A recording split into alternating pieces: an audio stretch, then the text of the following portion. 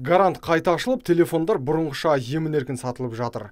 Мұнда кешегі қорқынышпен таңданыстың ізі де қалмаған. Өйткені полицейлер ұсталған азаматтарды тексеріп, кейін босатып жіберген. Бірақ барлығын емес. Мәселен, Түркістан көшесінің бойында орналасқан мына ғимаратты ішкі істер департаменті жауып тастапты.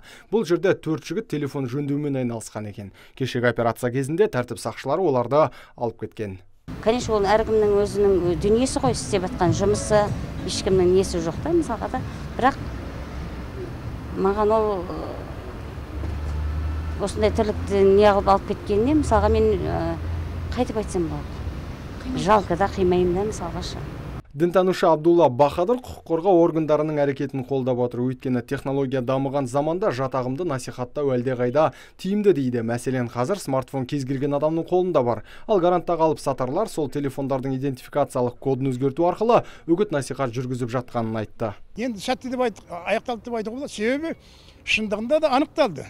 Бұлар ана ұрланған телефондардың әрқайсының жеке кодтары болады. Сол кодтарға жаңағы экстремистік нелер салады. Оны көріп отырсыздар ғой, кейбіреулер телефон сатып алғанда мынаның ішінде мынандай жүр, қаяқтан қайтем, қалай құтыламын деп айтып жатқандарды естіп жүрміз ғой. Міне сондай тірлікпен айланысқан. Бұл экстремизмге үндеудің ең бір жаңадан жолы. Естеріңізде болса, 19 қыркүйекте Ұлттық қауіпсіздік комитеті мен ішкі істер департаменті бірлесіп арнайы операция жүргізген еді. Нәтижесінде ұрланған телефондарды сатумен айналысқан қылмыстық топ құрықталған болатын. Нұрсұлтан Тұрсынбеков, Абзал Тұрабеков, ТВК телеарнасының жаңалықтар қызметі.